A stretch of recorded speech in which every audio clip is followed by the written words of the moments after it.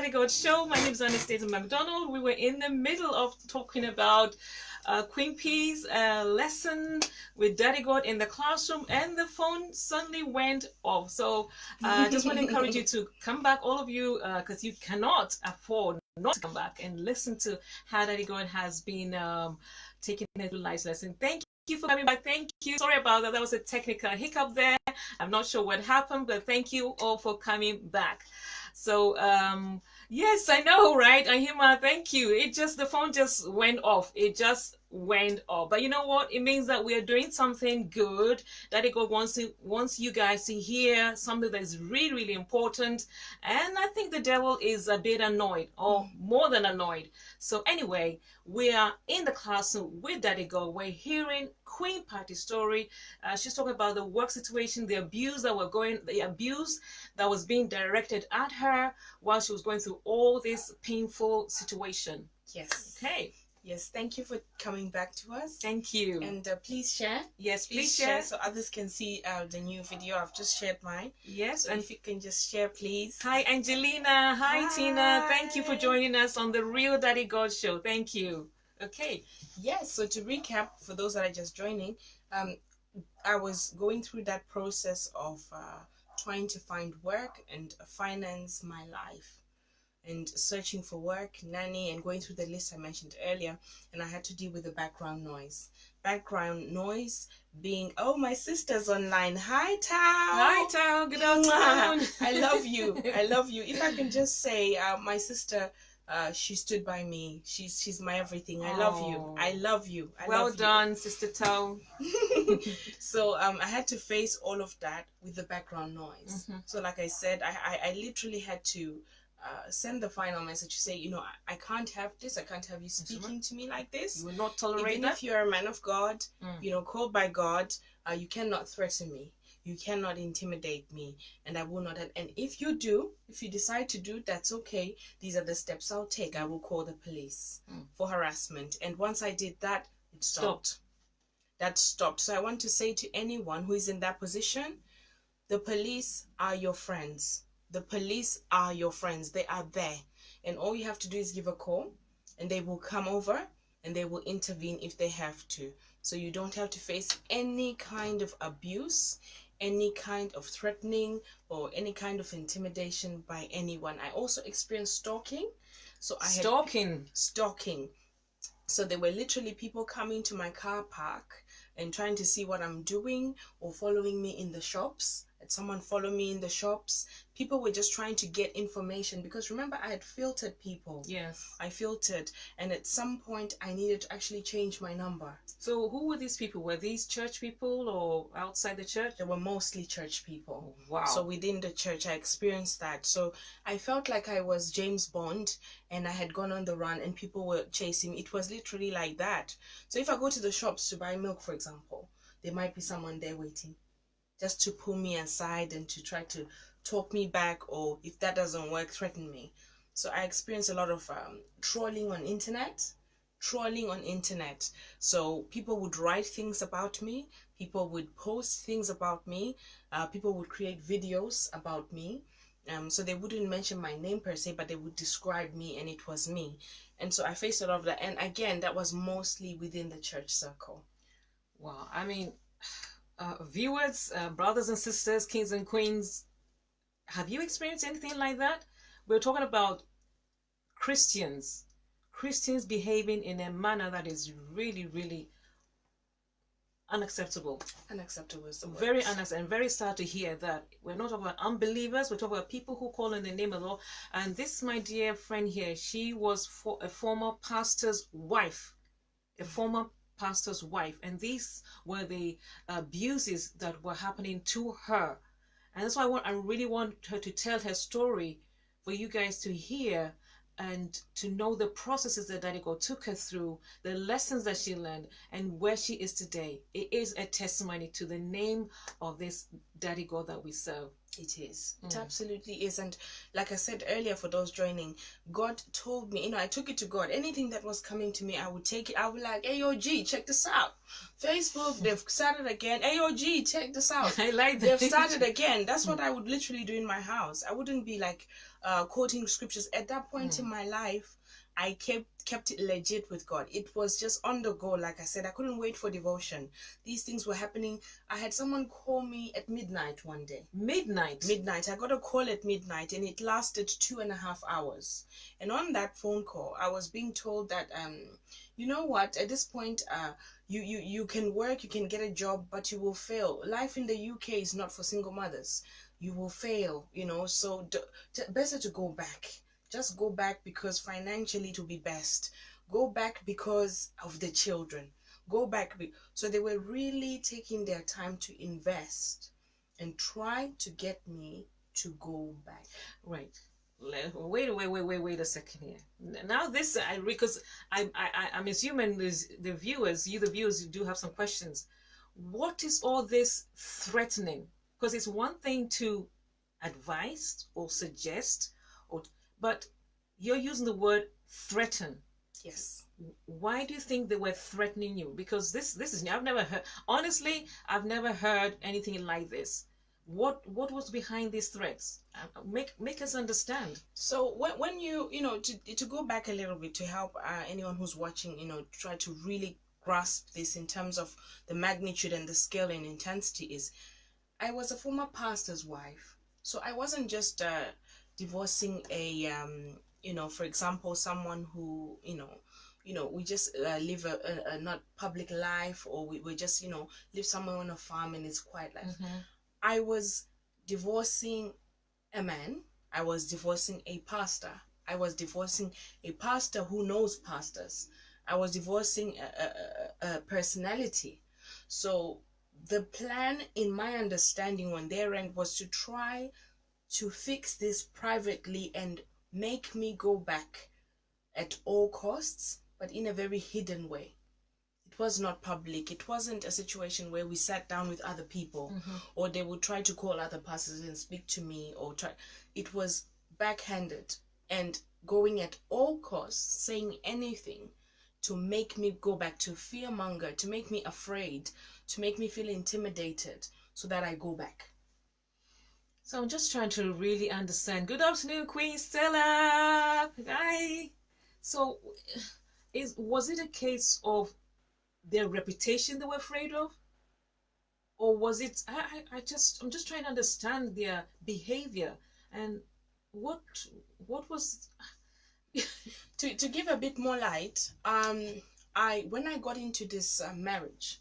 I got into a marriage, and again, like when I speak about my story, I speak about me. Yes, it's you. Because this is my story, it's my life. Yeah.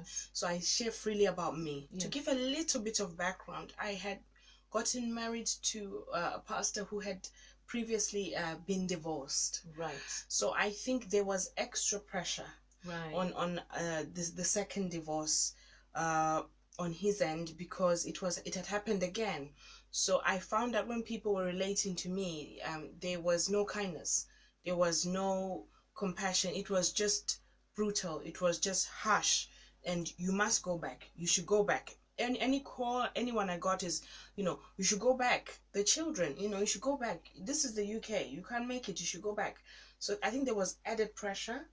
Looking back with eyes of compassion, they were in a difficult circumstance where a similar situation had happened again. Right. So my ex-partner was divorced. This would have been a second divorce. So there was added pressure to make this work and stop the divorce at all costs. Right. So that's the background I can give. Without considering your situation, no. the children's situation, no. whatever, compassion situation. No. It was all about, perhaps, because you know we talked about the stigma. The stigma, the stigma surrounding divorce. Yes. There's so much stigma surrounding divorce. Yes. Not to do with non-Christians or unbelievers, but I think they have theirs. But in the Christian world, divorce it stings. We feel that, you know, I mean, it's almost like prostitution. If you do anything, if you get in there, you are, you know, it's dirty. That's the word, dirty. So I'm assuming with that mindset, they're trying to protect the reputation of the church. Yes. The reputation of members as well, so that they don't get into divorce. So it's all Yes. about protecting. Let me know, say, oh, if they're probably looking at that this thing does not filter throughout the members. Yes. Because this was going to be his second divorce. Yes. You know, so they in some way didn't care how you felt about the situation. No. Whether you like it or not, you need to go back to your marriage. Yes. And it's not about, at no point did anyone sit me down to say, let's talk, or let's have a conversation, or let's try to see what's in the best interest of the children. Okay, see here. Or to try and see, Dorcas said it was all about protecting his name and reputation. Good point, perhaps so. And like I say here, we're speculating because this is a position that we could not understand, or still do not understand, because we were not there. But they had their reasons. So perhaps it could have been protecting his name, his reputation, perhaps, you know. And at this point, remember, I was the enemy. You know, I was getting that sort of feel that they believe I'm the enemy, I'm the one doing. But when a divorce happens, what I can say from my experience is there's no enemy. It's two people whose lives are falling apart. I love that. And they are both experiencing pain. I love that. Both people experience pain. Both people. There's no enemy. There's no enemy. There's no winning side. There's no losing side. It's two people going through a traumatic experience. And if they've got children in that relationship, it's children who have to walk that road as well. So looking back, what I can say to people who then relate to people perhaps who are going through a divorce is, please prioritize children's welfare. Please prioritize just the physical health, the mental health of the people going through this. And it's also okay to give people space to deal with divorce. One of the biggest gifts you can give to two people divorcing is space for them to at least deal with what they're going through, because it's a life-changing process. So looking back, that's what I can say. But it was difficult, I suppose, for them, because look at it, like I say, God asked me to look at them with eyes of compassion. Put yourself in their shoes, okay?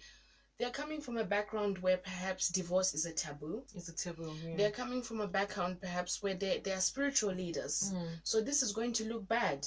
How will they deal with the aftermath, the questions? They have to deal with so much, you know, as pastors or as leaders. So look at it from their point of view. And again, it's something that was happening for the second time. So their senses, their emotions are heightened. What they're going through is heightened. So when God said to me, look at them with eyes of compassion, he said to me, put yourself in their shoes. Because when a person knows better, they do better.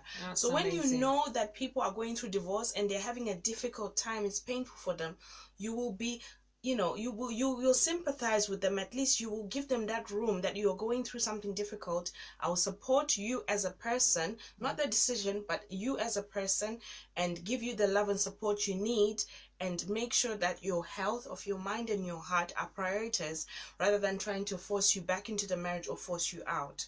So when I looked at them with eyes of compassion, I realized they were doing what they were doing as out of the best knowledge they knew how. Or I can phrase it another way, in their minds they believed they were doing the right thing. Even though, you know, they were unaware of the damage it was causing.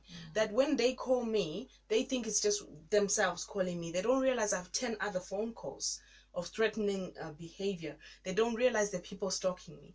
They don't see that world. And because I was not the pastor, I wasn't the one with the high profile, high figure to deal with the aftermath of that. So, you know, I was dealing with my pain in secret, in closure with family and friends, but my ex was dealing with his in public. Right. So when I look back, I realized when God said to me, look at them with eyes of compassion, when I factored all of that in, it made me look at them with eyes of compassion to say what? No matter what they say or do to me, it's okay. It's okay. Remember, Daddy God said, you need this to practice forgiveness. You need this to practice tolerance. You need this to practice compassion. You need this to also practice self-control, because it's hard to have people, you know, try to say things about you and go public, do videos and do all sorts. It's painful, but it gave me a chance to practice self-control. And it also gave me a chance to be kind to people who are not kind to me. And the way I could do that was, guess what? Say nothing. Wow. And So I said nothing. Jesus I said nothing. said not a word. He I uttered said not not a a word. word. At that stage, I said, for example, when the video went viral about me and I was called named, I said nothing. I didn't comment on the video. I didn't say anything to the people who were participating in that. I held my peace because it's not on my budget. You have really, really been in the classroom with Daddy God. Now I'm just seeing it on a totally different, yes, on a totally different level. Honestly, this your classroom with him.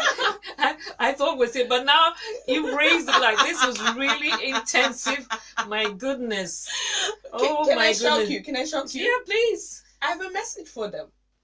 I have a message for them. So to anyone who may watch this program and knows me, or to anyone who believes that I'm an enemy, or I'm all sorts, I'm negative, I'm a liar, I'm accused of adultery, which I know nothing of. I was faithful till the end.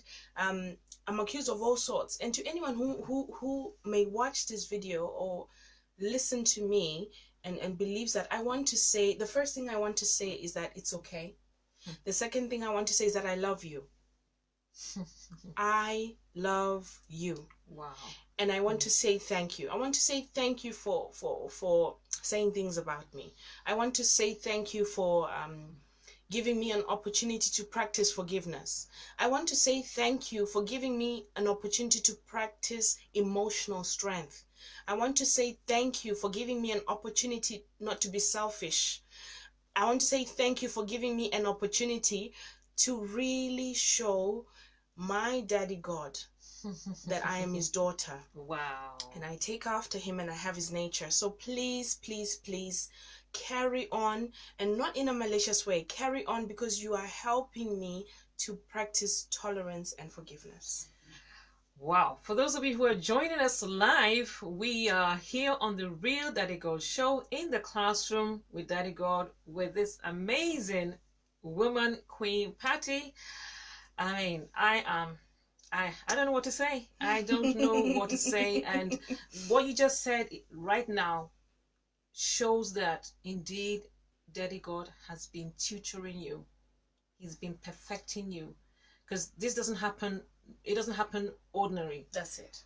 It's not the natural response. It's not a natural response. You cannot speak like that if you haven't been with Daddy God. If he hasn't taken you through the process, you can't do this by yourself. So this is just amazing. And this is just indicative of how Daddy God wants. He's always taking all of us through different classrooms. Like I said, different classrooms. We're all in different classrooms. We're all learning different things. He knows what we need.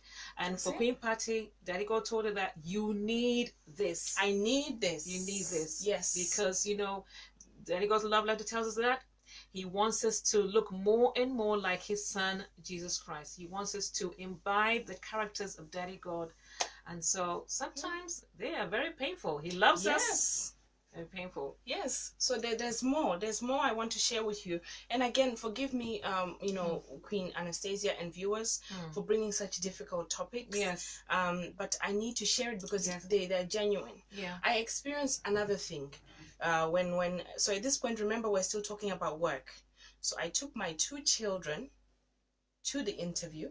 All right. Took my 2 children. So just to wrap it up for anyone who just joined in, what I just described is what I was going through in the background. So in the background, while looking for work, trying to support myself, that's the background noise that was going on. So it was a practice. It's gym membership. It's gym membership to practice emotional strength. That's God's gift to me. It's a gift. It's a gift, and I'm grateful for it. I still face it until today. So I want to say this, that I took my children to the interview. Okay, took my children there, and guess who met me at the interview? Queen Anastasia. Queen Anastasia literally came to the venue of the interview, and she was holding my 2 small babies while I was having the interview in the same room. So the person interviewing me saw what was going on. They saw what was going on, and they pulled me aside. They said, I'm sorry. I'm sorry. It seems you have your hands full. And the job you applied for, based on, I've looked at your CV, I've listened to your story, and I've seen what's going on around you. I don't think we can offer you that job. And straight away, my heart was heavy, and I thought, okay. So she said, excuse me, please, I'll be right back. She went upstairs, and I breathed in and out, and I looked to the left, and I saw Queen Anastasia sitting with my 2 children. And she came back downstairs with papers. So I thought, okay, I have to fill some paperwork and go home and cry. And she said to me, I'm so sorry, we can't offer you the job that you applied for. However, based on your situation, the fact that you can bring children to an interview is proof to us that you are very determined. And it also proves to us that you are passionate about your family. It also proves to us that you're a person who goes for something, regardless of what you're going through. So based on that, we are not going to give you the job you applied for, but we're going to give you a higher one. We're going to give you a higher one only if you are interested and willing. Did you hear that? That doesn't make sense. That doesn't make sense. Oh my goodness. So I didn't get the job I applied for. I never got it. You got a higher one. I got a higher one. So more money, more responsibility, and more tailored to what I want. My background, like I said, is in business and in computing and banking. So I then got a job that is exactly what I needed. Because at this point, I was just applying for anything so that I could support myself. And they said to me, when can you start? When can you start? And I said to them, in my mind, I thought, childcare, nanny, children. My sister said, can I read that comment? Yes, please do. Oh, can I read it for me, please? Right. Queen Pattie's sister says, God has given you beauty for ashes, strength for fear, gladness for mourning, peace for despair. Can't get that song out of my mind. He gives you beauty for ashes, strength for fear, gladness for mourning, and peace for despair. That's the song my sister's talking about. It's a beautiful song. Thank you. I love you. I love you. My sister is just, not only is she my sister, she's a gift that Daddy God gave me to walk in life. She's like a pillar of strength and support. I love her. I love you. I love you. Thank you. And honestly, it was a miracle because I got more than what I bargained for. Can we say this to those of you out there who are going through a difficult situation? You might be going through divorce. You might be going through whatever. You're struggling as a mother, single mother. You don't know how you're going to get back into work.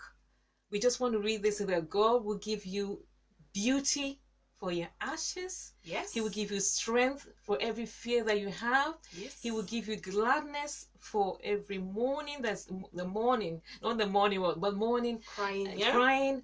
And he will give you peace for despair. Amen to that. Amen. And so shall it be. So shall it be. So shall it be. All right? Whatever or whoever there is out there that thinks that, they just can't do it anymore. These are the words of encouragement to you this afternoon. Yes. Beautiful. Beautiful. Thank you. Thank you for standing by me. Thank you. So this is where we got to. They said, when can you come to work? And straight away I thought, it's happening. But the children. What's going to happen to the children? And so, again, this is where I love Daddy G.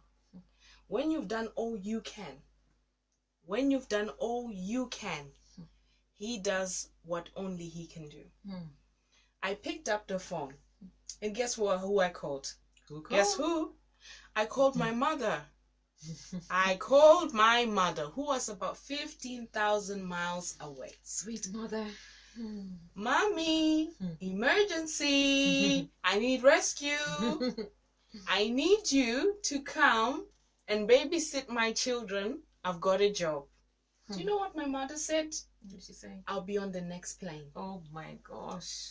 I will be on the next plane. My God. I have a feeling that, we'll need tissues in this broadcast. Yes. I will be on the next plane. And so my mother was on the next plane. Speaking to you now, I have so many people calling me. Wow, I will call back. My mother said I'll be on the next plane. And at that moment, like I said to you, my emotions were numb. I was numb because it couldn't fit on the budget. Even emotions, not just negative ones, feelings of joy. To say, God, you've done it for me. You've given me, my children will have food to eat. We'll have bills, to pay. We'll be able to take care of ourselves. I wanted to cry and break down and thank God. And God said, that's not on our budget. That's not on our budget. So negative or positive, because I used to think, just the negative things you don't have to have. Even things that can make you derail that are positive, they're not on your budget.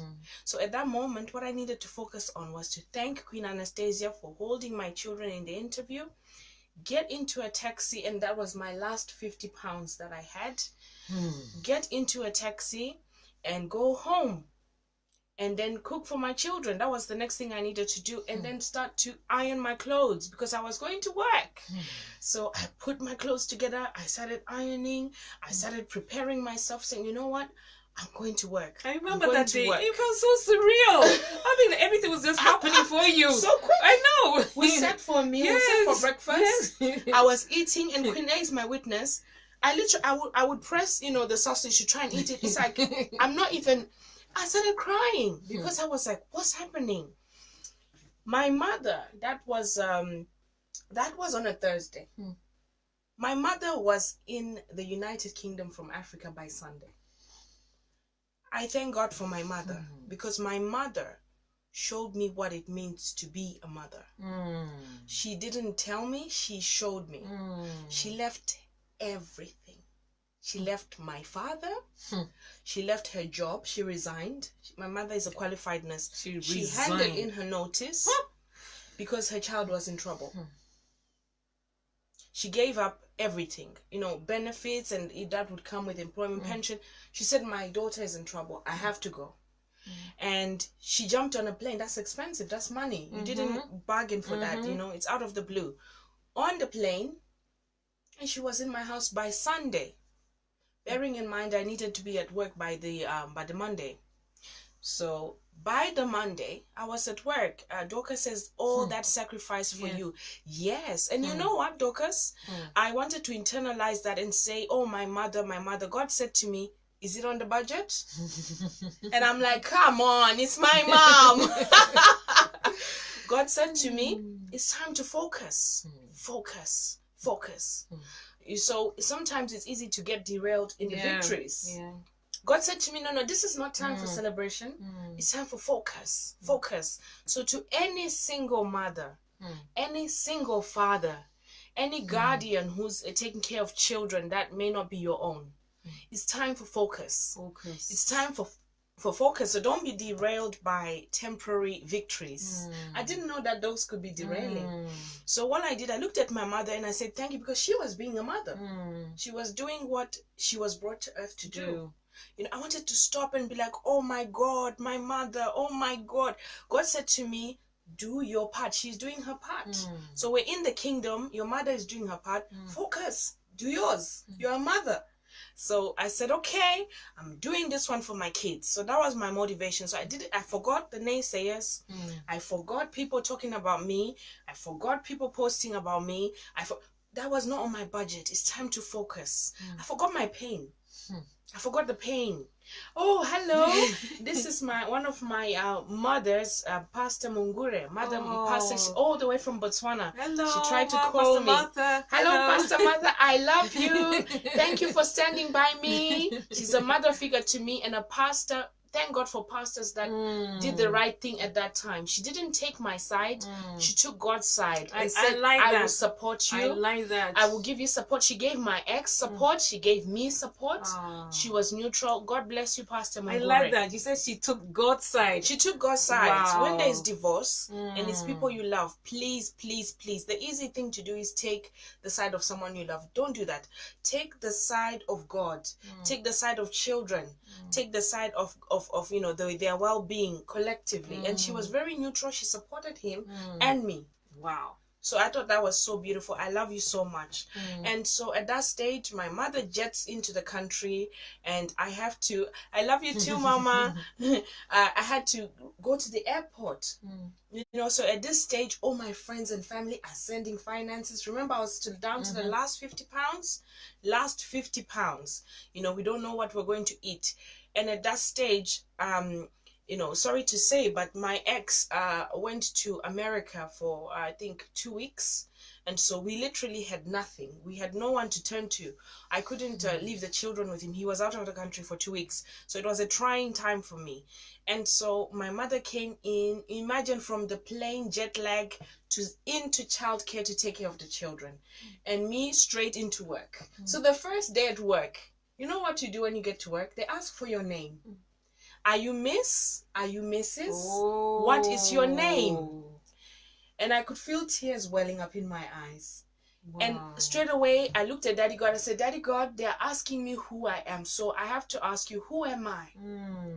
Who am I? Who have I become at this stage?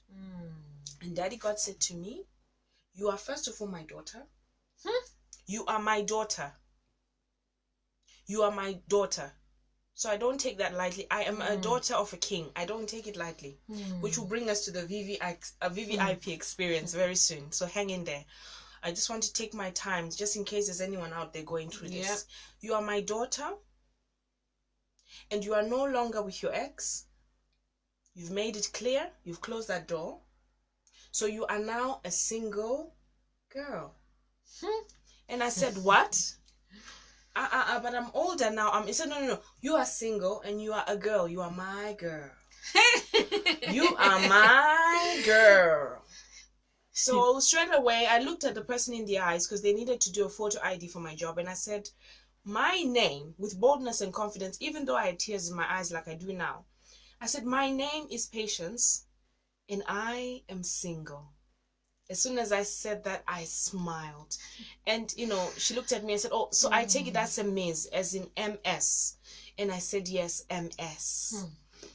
And from that stage, that was the first time I signed a form.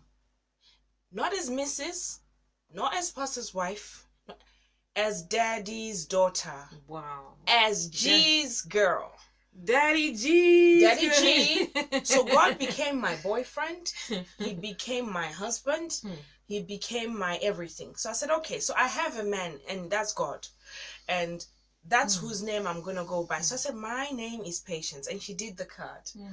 And now I began to meet people and introduce myself. I said, I have 2 beautiful children, and I am a single mother. And straight away, can you imagine this? The lady who was, you know, doing the induction and introducing us, she looked at me and she said, I just need to tell you something. And I said, what is it? And she said, I want to tell you that I came into this company 15 years ago. You know, the particular company that I joined at the time. And she said to me, I was a single mother and I hadn't worked for about 10 years. And I came into this company with my one child, her son, and she didn't know how to cope or how she'd be. At that point, she was just a regular employee, and at that point she went up to become an operations manager. So she said to me, you can do this. So I believe that lady saw my soul. She saw where I was. She's not even a Christian, but I believe Daddy God opened her eyes and she saw me. She saw my tears in the eyes. And she said to me, you can do this. You can do this. You can do this. So to any woman out there who has faced divorce, or your partner has passed away, or anything, tragedy has happened, I'm looking you in the eyes right now. You can do this. You can do it. And so I went in, I started training like no man's business. I would show up on time. Honestly, I put my all into it. And 2 weeks later, my ex returned. And I would like to say at that stage, it was a difficult time for me and him. And sometimes he would give me a lift and drop me there. So it was also difficult because once we went to work, he dropped me at work, and I would look at him to say, oh, is this my former husband? Have I really done this? You know, so it was, I commend him as well, because that was difficult. So I commend him, because it's easy to look at the past and blame when you're in pain. I did that when I was in pain, but now looking back, I commend him, because he gave me lifts to work. I was not driving, and I look with eyes of compassion and gratitude. If he is watching, thank you for giving me lifts. Thank you for doing that for me, because I needed it. I didn't have a car. We want to thank you. Thank you. Thank you. Thank you. And by the point I got to, after a month or two, I decided I need a car. I need a car. So our relationship with my ex at that point was, you know, on and off. It wasn't easy with what was happening in transition and actually acceptance that the divorce has happened. So things went a bit sour between us. So I decided it's in the best interest that I actually stand on my own in terms of relating to one another. So we had to bring the relationship to a complete hold. Zero contact. We came to zero contact, because in the best interest of protecting my mind and myself, I had to do that, and the children. So an incident happened where, you know, it got out of control between us. We were speaking, and there was aggression, there were threats to break into my property, and I had to call the police on my ex. Unfortunately, I had to make that decision. So to anyone in that position, if things escalate between you and your ex, and it goes to the stage where there's potential damage to property, or to you know, to yourself, and things are escalating, please involve a third party. That way, at least you have someone who can regulate how things are going. This is practical advice and practical wisdom. We're not being religious here. We're being practical, and it's all out of love. It's all out of love. It's all out of love. Queen A gave me her water. Look at that. Cucumber.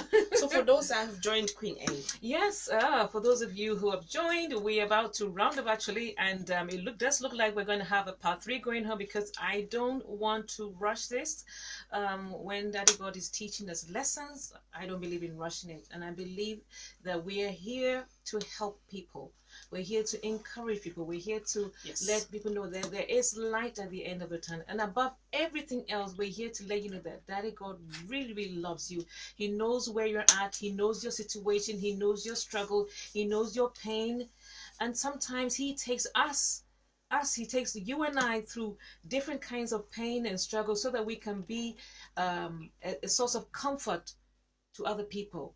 So we go through these situations so that we can go out there and be deliverers. We go there to be comforters. We go there to be a problem solver, because really and truly, when you haven't walked in the pain of another person, it is quite difficult to really, really engage with that person on their level. So hence, in his love, and in his wisdom, he takes us through the challenging and the painful and the struggles. So he doesn't put it on us. He allows us to go through some of this, so that we can go there and be a deliverer and be a source of comfort to people to others. So we're going to be rounding off soon, and we get into some praise. That's right. We need to get some praise. So for those of you who are joining live, this is the Real Daddy God Show. Over here, we're always learning what it is to be, who it is to be children of God. I always get my tongue tied. So we're learning to be children of God. We're learning what it is to be fathered by God through everyday living. And in his love letter, according to 2 Corinthians 6:18, he says, I will be a true father to you, and you will be who? My beloved sons and daughters. Beloved sons and daughters. Yes. And so this beautiful lady over here, Queen Pattie, has been sharing with us her story, her transitions, her struggles, her pain, in the private tuition. Extra class with Daddy G. Classes, yes. Through marriage, divorce, getting work. I mean, we've only touched on what you call it. So we've got we've yet to go for her to talk on the self-love, the VVIP movement, about her returning to the studio, for her to talk about plus size modeling and befriending the angle. So it looks like they're going to be a part 3. Oh, wow. I didn't know there was so much. Yes, yes. You sometimes you don't realize what is taking you through until you take that time and you're reflective and you're telling your story. So I'm not in a hurry with that. Daddy God wants to do his stuff. So we're gonna do this. We're gonna do it. We're take our time. We want to serve you. Yes. We want to serve you. Yes. So is there anything that you want to say so we can wrap it up? Yes, I think I can wrap up the work. Yeah. Wrap up the work to say I also at that point I had to press on and learn, this is a new job, so I had to be trained and I had to receive that training. And at the same time, like I said earlier, you have to make a budget for your emotions, especially to women. You have to make a budget for your emotions and make sure that anything that doesn't fit into that budget, as long as it's not God, your children, yourself, your family, and those that are around you, don't pay attention to it. Because at this time it was work now. And because it's financial field, I have to focus.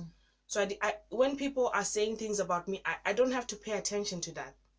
I just have to focus. I can't make a mistake at work, otherwise I'll lose the job. So when things come your way, don't focus. Chinwe said hello. Hello, Chinwe. Hello. Hi. Thank you, Pastor Martha. So what I can say is at this point, I was just going to work. I would come back, go to work, come back. And my mother is there at this stage. So I come back into my mother's arms. She hugs me. I cry in her arms. She shows me love. I go back to work. And in turn, I hug my children. I hold them. I pray over them. I go to work. So it was literally homework, homework, homework. And I did that over a period of a year. And when I did that at work and they saw me, before the year even got there, I think within 3 months in, I got promoted. I got promoted. I got promoted. So I got a work that was, much more suitable to my lifestyle in terms of the hours, and an adjustment in pay in terms of an upgrade. So it even made it easier. And that helped me to buy my first car. I bought my first car, and at that point my father flew in to the country. My family has been so supportive. My father said, I am coming to be a father to you. I am coming. Hold on. So I held on inside. My father came, and then I got a new car. My father tested it. He drove me around. And literally, I could see God. I could see God the Father say, when you're in trouble, I will come for you. I will leave everything and I will come for you. I love you. I will sacrifice everything for you. God really used my parents to show me who He is. So I didn't even focus on them as human beings, because if I do that, then I will falter. Or when they do, when they make a mistake, then I will, I will reduce my love or look at them different. I looked at God. Anyone who did me good, I saw God. Anyone who did me bad, I saw God. So anyone hurting me, trying to do things to me, God said, you need this to develop emotional strength. You need this to practice forgiveness. You need this to practice patience. You need this to practice character. Remember, I'd started drinking a little bit before. So God was saying, no, now I want you to become strong. So this helped me to become strong. And at work, I made friends. I was now Miss. I was single again. So when I go to work, I felt like, wow, I'm single again. The men were calling. They were, noticing me. And I'm like, what's this?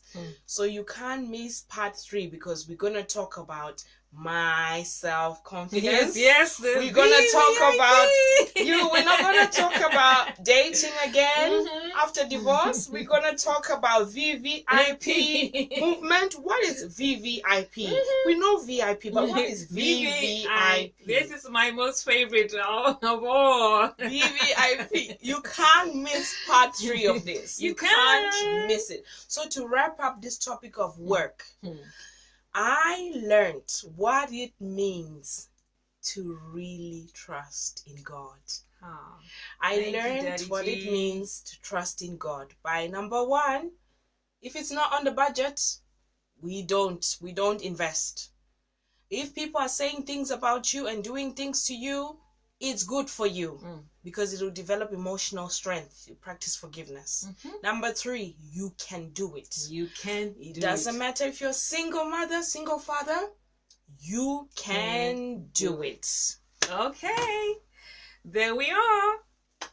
there we are. I hope you have been blessed. Joy says she can't wait for part 3. Yes. Oh, thank you so much. It's time to have some praise over here. You know, it's all about understanding who we are and Daddy G and what he takes us through. So let's have some praise. Woo! Yeah, come on, join us now. Come on.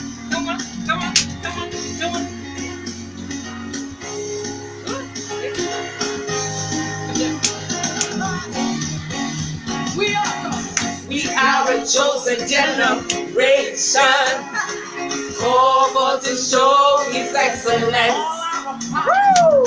All I require for life, God has given me, and I know who I am. We are a chosen generation. We are a chosen generation, called to show His excellence. All I require for life, God has given me. I know who I am. I know who God says I am. What He says I am. Where He says I'm at. I know who I am. I know who God says I am. What He says I am. Where He says I'm at. I know who I am. I'm walking in power. I'm walking in miracles. I live a life of favor. I know who I am. I'm walking in power. I'm walking in miracles. I live a life of favor. I know who I am. Oh. Woo! Come on now. Join us.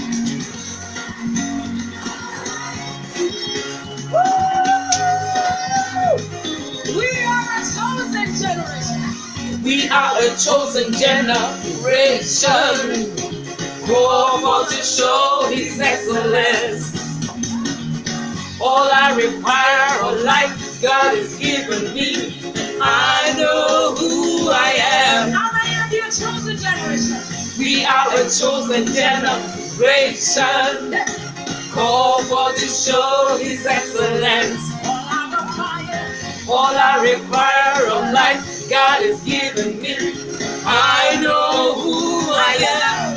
I know who God says I am. What He says I am. Where He says I'm at. I know who I am. I know who God says I am. What He says I am. Where He says I'm at. I know who I am. I'm walking in power. I'm walking in miracles. I live a life of favor. I know who I am. I'm walking in power. I'm walking in miracles. I live a life of favor. I know who I am. Oh, oh, oh, I know who I am. Oh, oh, oh, I know who I am. Oh, oh, I know who I am. I am holy. I am holy.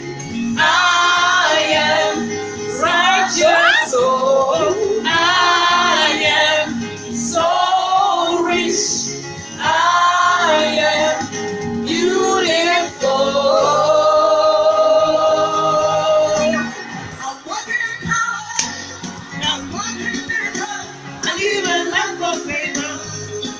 I know who I am. I walk in power.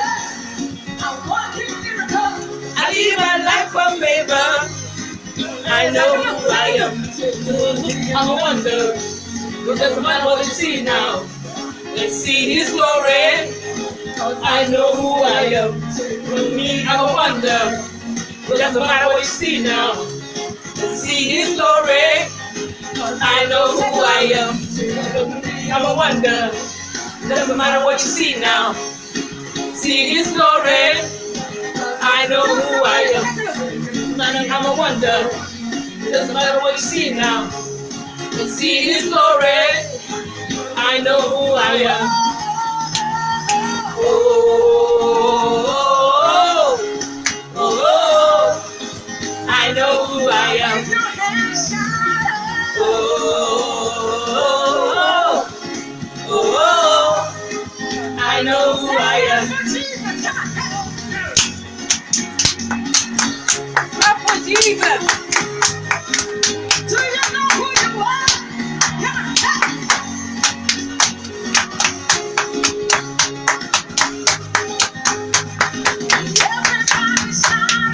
Oh,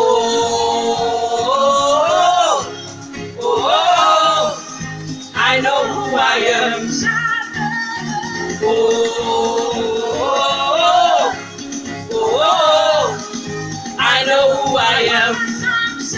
We're gonna do it again.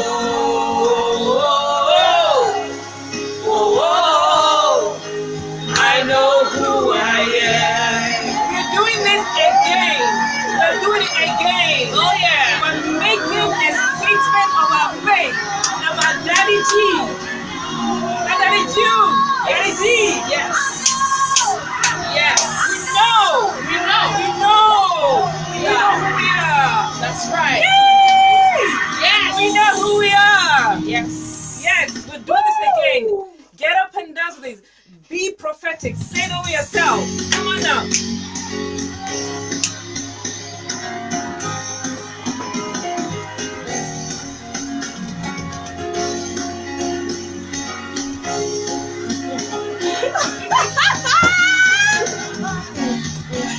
Come on, say it now. We are a chosen generation, called for to show His excellence. All I require of life, God has given me, and I know who I am. We are a chosen generation. We are a chosen generation, called for to show His excellence. All I require of life, God has given me, and I know who I am. I know who God says I am, what He says I am, where He says I'm at. I know who I am. I know who God says I am, where He says I am, where He says I'm at. I know who I am. I'm walking in power. I'm walking in miracles. I live a life of favor, 'cause I know who I am. I'm walking in power. I'm walking in miracles. I live a life of favor, 'cause I know who I am. Come on, dance for the Lord.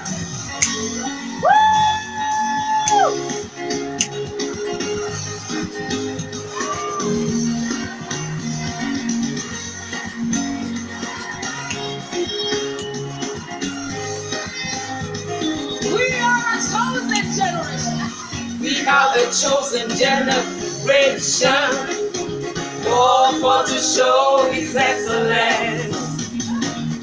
All I require of life, God has given me, and I know who I am. How many of you are chosen generation?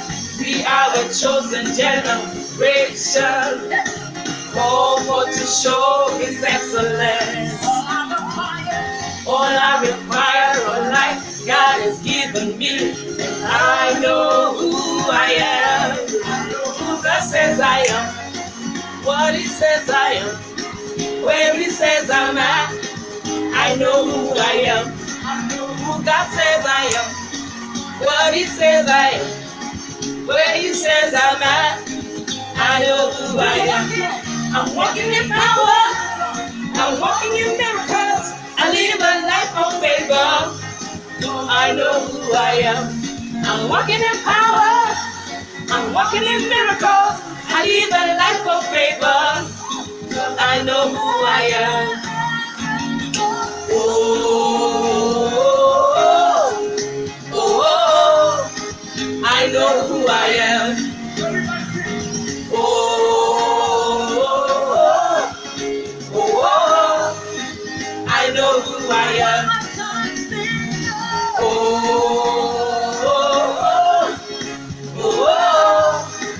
I know who I am. I am holy.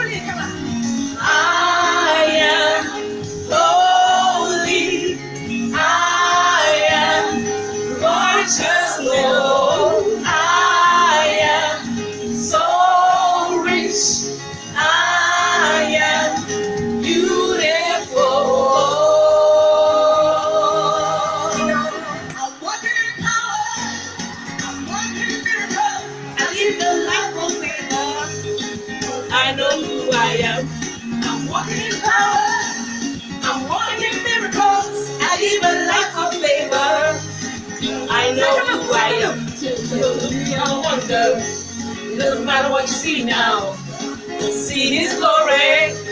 I know who I am. Take a look at me. I'm a wonder. It doesn't matter what you see now. See His glory. I know who I am. Take a look at me. I'm a wonder. It doesn't matter what you see now. See His glory. I know who I am. Look at me. I'm a wonder. It doesn't matter what you see now. See His glory. I know who I am. Oh, oh, oh, oh, oh. I know who I am. Oh, oh, oh, oh, oh. I know who I am.